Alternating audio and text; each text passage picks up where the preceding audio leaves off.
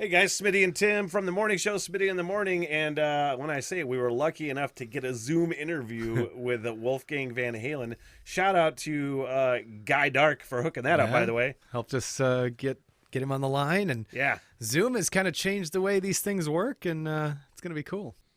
there he is, Wolfgang Van Halen. How are you, sir? I'm all right. How are you? Good. Welcome to the Smith Hole. When was the last time you ever zoomed in on a basement before? Unknowingly, probably a bit. That's right. It's 2020, man. It's the new norm now, which is weird.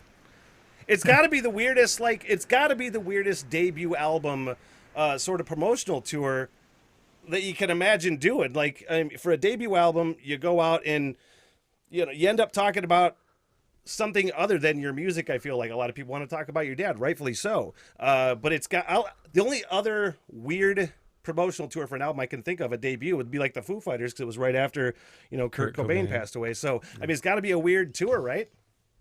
Yeah, certainly. Very comfortable though. Yeah, you've been working on this new record, which is Mammoth WVH. You've been working on this for years, I've heard. Was it? Do you think 2020, things that happened in 2020, kind of kicked it in the ass, kind of jump-started you into getting this record finished? I mean, was it, if like the pandemic and everything else wouldn't have happened, do you think you would have got this record finished about the same time? No, I think more than anything, it was just wanting to spend time with my father. And I think if my father was okay and hadn't had those health issues, this probably would have been out end of 2018, beginning of last year, maybe. Yeah. Tim, I know you had a question because you saw Van Halen in '98. And go ahead. Well, the thing I was going to say is, did your dad actually get to hear the whole record before he passed?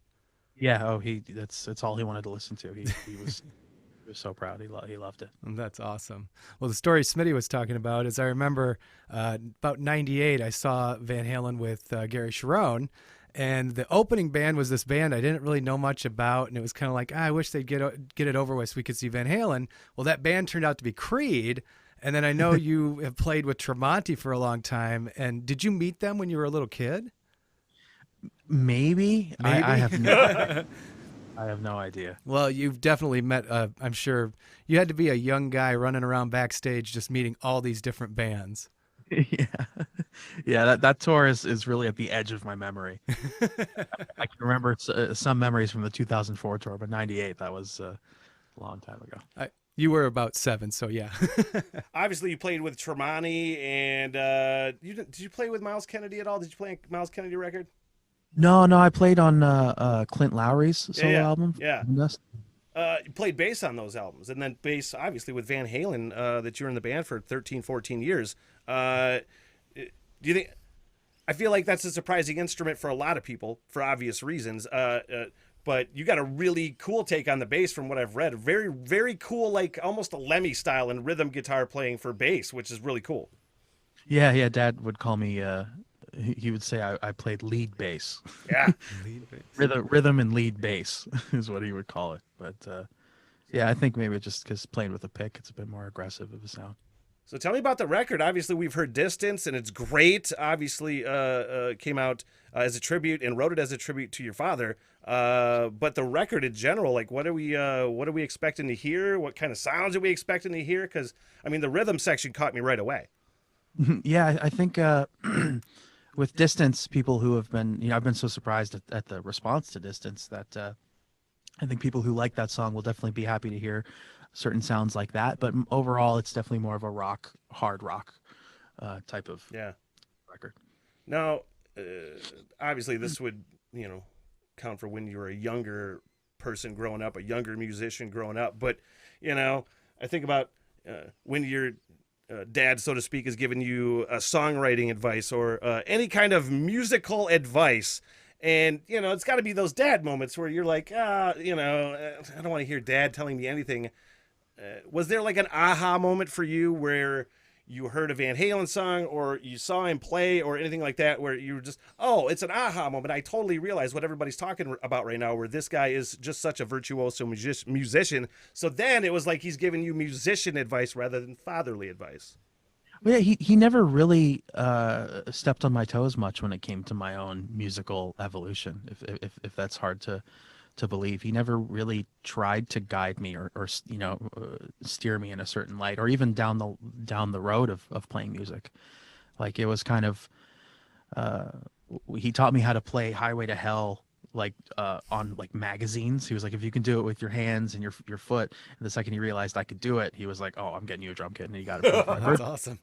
But other than that, like he didn't really push me in any way. He kind of, I think when he heard everything, he was almost surprised, like proud, obviously, but surprised. He's like, where the hell did you get this from? Yeah. Did you play all the instruments?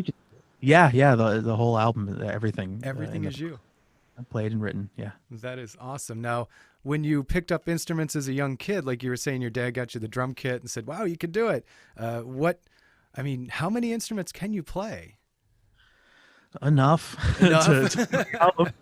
Yeah, I play drums, bass, guitar, a little bit of keyboards, and yeah. And you just always gravitated back to bass, huh? Yeah, I guess drums is probably where I'm most comfortable. Yeah.